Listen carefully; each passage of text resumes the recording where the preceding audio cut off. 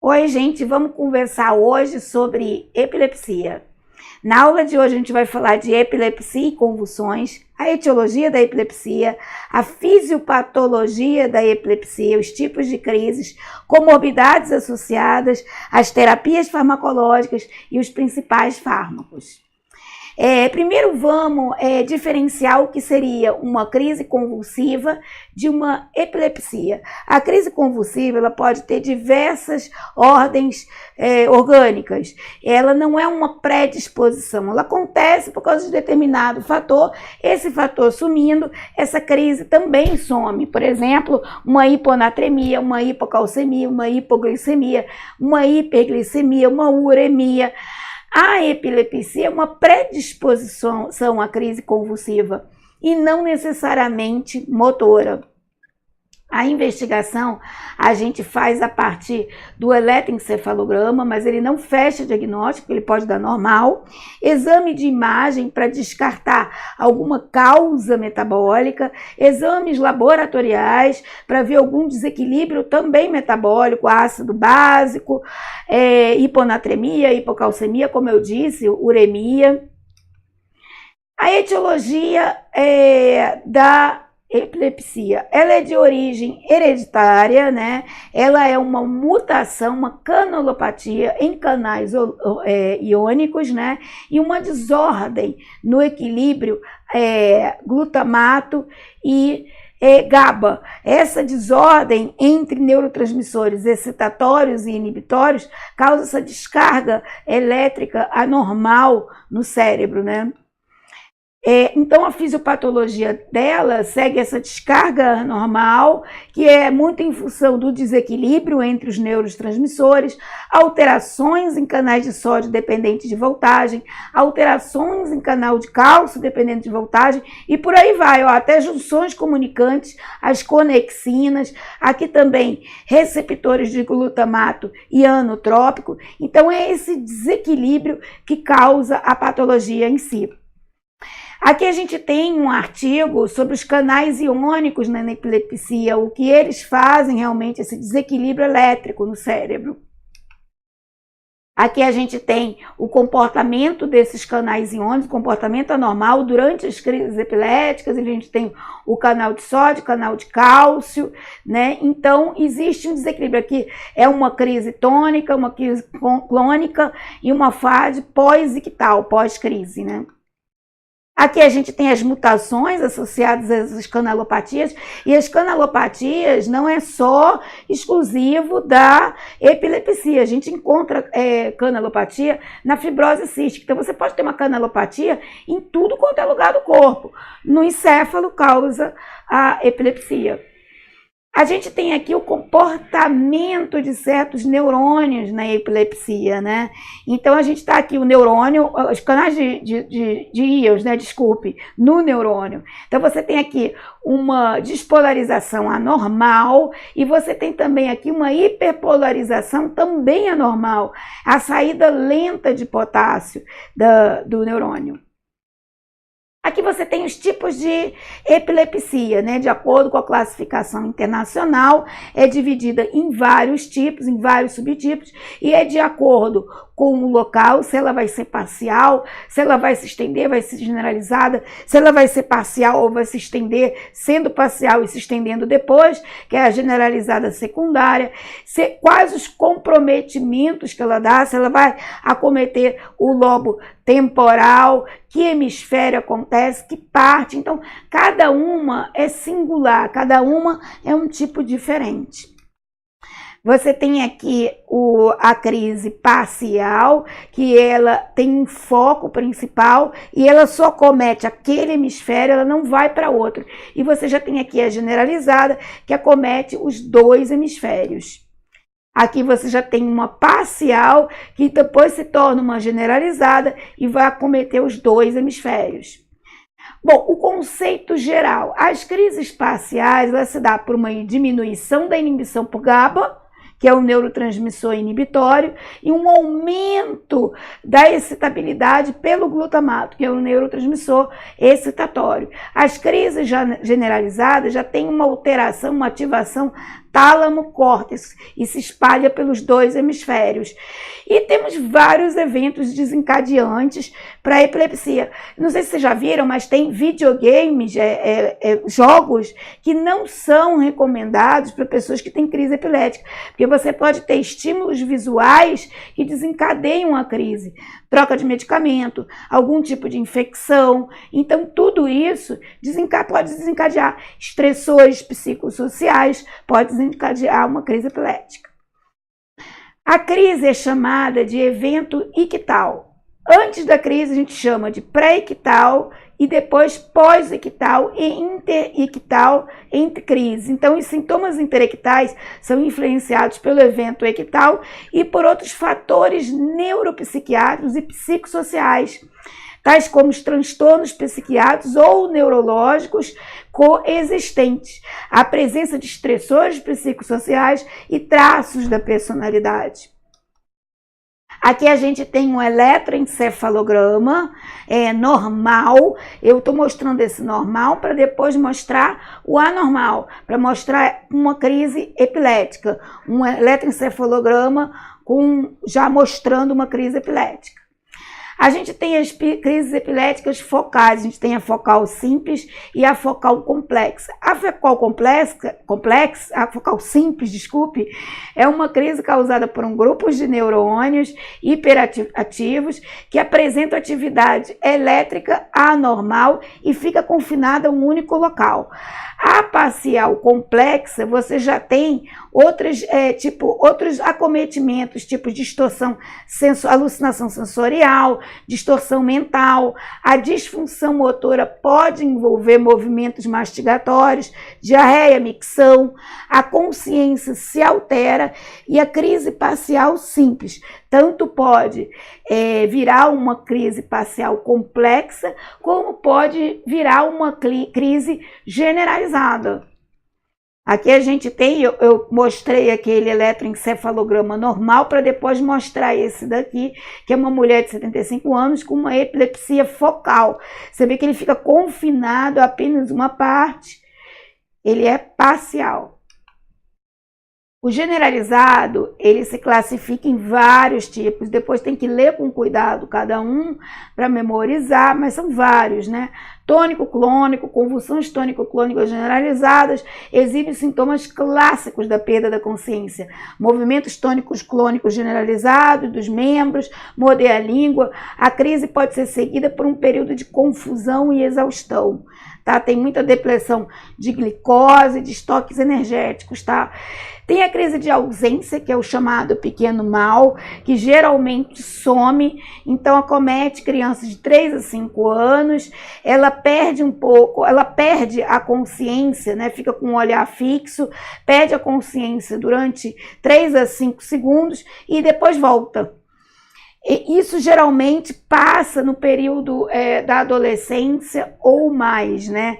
Tem até um tipo de medicamento recomendado para esse tipo de crise, que a gente vai falar sobre ele. A gente tem aqui uma crise tônico-clônica, o eletroencefalograma, uma pessoa de 15 anos de idade.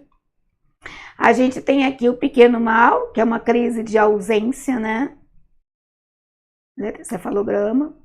E temos as outras classificações. A mioclônica é uma crise que consiste em episódios curtos de contração muscular, que pode recorrer por vários minutos. As clônicas, essas crises consistem em episódios curtos de contração muscular, que podem parecer muito com as crises mioclônicas.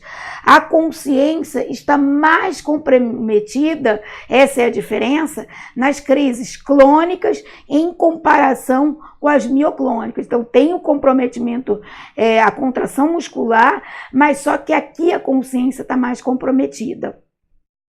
As tônicas, essas crises envolvem aumento do tônus muscular, extensores, e em geral duram menos que 60 segundos. E nós temos aqui a atônica, que é a perda do tônus muscular, né? São também chamados de ataques de queda. Crise cicatriza por perda súbita do tônus muscular.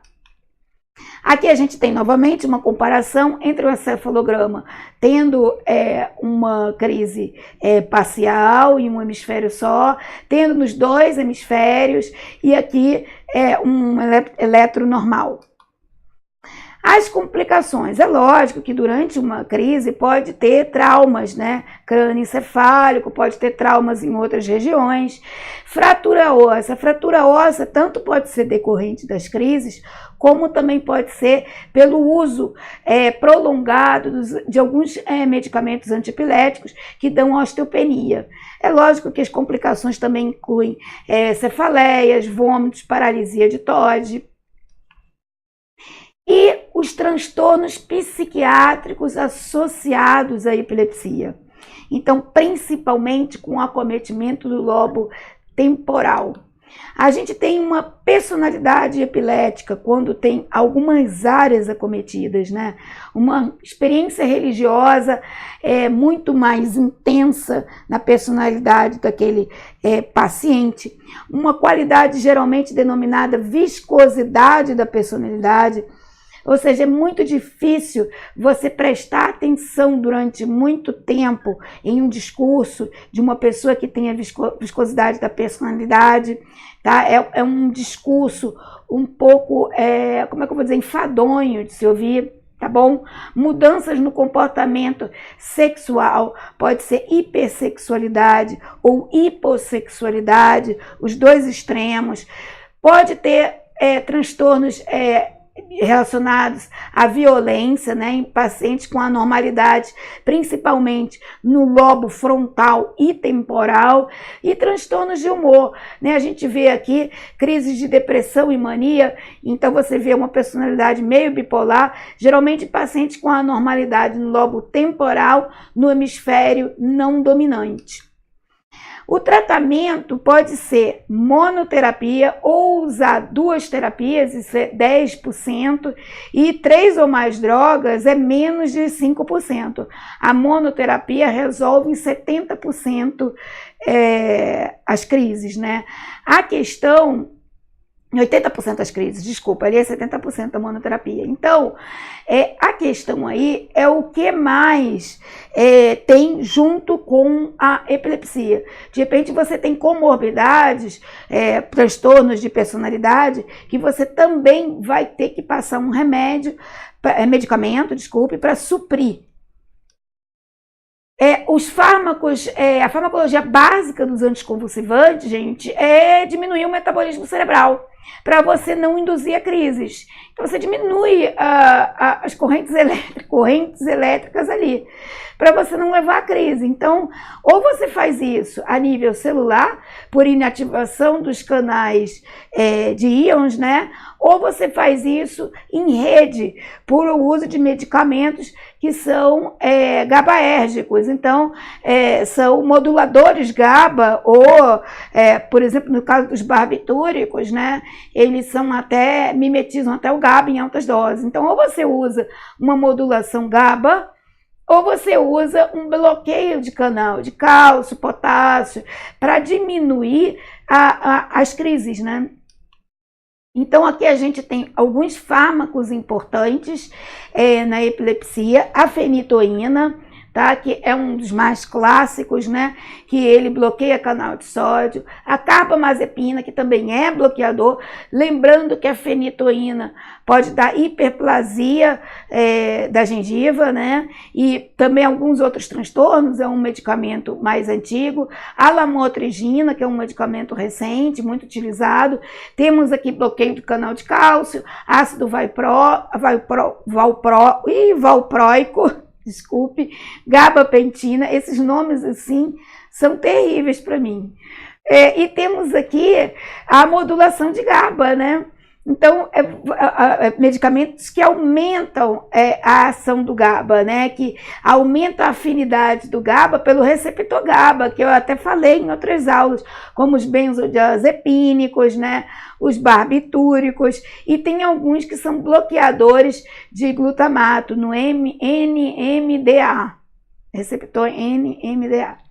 Aqui nós temos aqui a inibição celular com inativação de canais iônicos. Então nós temos aqui o neurônio, ali tem o canal de sódio, o número 1 é canal de sódio, você vai bloquear aquele canal, por exemplo, com a lamotrigina. Aqui, ó, inibição de canal de cálcio, ó, receptores de NMDA, que agem no glutamato. Então, você vai utilizar esses canais, bloqueando ele, impedindo a transmissão, né, sináptica, diminuindo o metabolismo cerebral. Aqui você tem a inibição em rede, que é mediada pelo GABA, né? O GABA é através de benzodiazepínico, de barbitúricos, e você vai atingir receptores GABA-A, GABA-B e transportadores de GABA e GABA transaminases. Então você aumenta a inibição GABAérgica, né? Que é feita pelo GABA, que é um inibitório.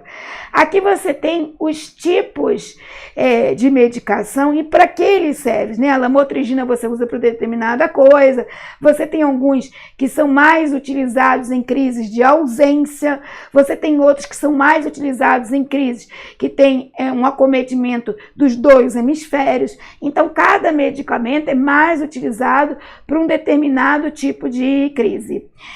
Uma coisa que todos esses medicamentos têm em comum é que eles realmente diminuem o metabolismo cerebral. O topiramato é até chamado de toperamato, porque ele causa um comprometimento cognitivo grande, ele é inespecífico, então ele atinge vários canais. Então, assim, é sempre bom tentar não usar medicamentos que causam tanto acometimento cognitivo. Mas, se não for possível, a intenção é sempre melhorar a vida do paciente. Aqui você tem o estado de mal epilético, que é um estado de emergência, né? 20 minutos de crise contínua, é o que eles chamam de estado de mal epilético. E 20 minutos de crise é o tempo inteiro, é o que se chama. Então, pode ser causada por suspensão da medicação, infecção do sistema nervoso central, distúrbios metabólicos, AVCs e intoxicação por álcool, né? Ele é uma emergência e tem todo um protocolo de atendimento, né? Tem que primeiro descartar distúrbios metabólicos. Uma hipoglicemia diabética pode dar uma convulsão. Depois que descartou os distúrbios metabólicos, dá-se benzodiazepínico. Aí, sem melhora em 15 minutos, passa para fenitoína. Sem melhora em 15 minutos, fenobarbital. Sem melhora em 15 minutos, tem que entubar e passar o tiopental ou propofol, porque aí realmente eles vão dar conta dessa crise, mas o paciente tem que estar entubado. Tem todo um protocolo de atendimento a quem tem um estado de mal epilético, para você não lesionar o cérebro, o encéfalo do paciente, porque o estado de mal epilético durante muito tempo, ele vai causar uma exaustão do neurônio e isso causa morte neuronal. Isso aqui vai ser uma próxima aula que eu vou dar, né? Já falando dela, um resumão de fisiopatologia que eu estou fazendo. Muito obrigada pela audiência. Caso você queira alguma aula específica que eu faça, é só falar, é só deixar nos comentários, inscreva-se no canal, curta, dá um like aí. Beijo, até a próxima.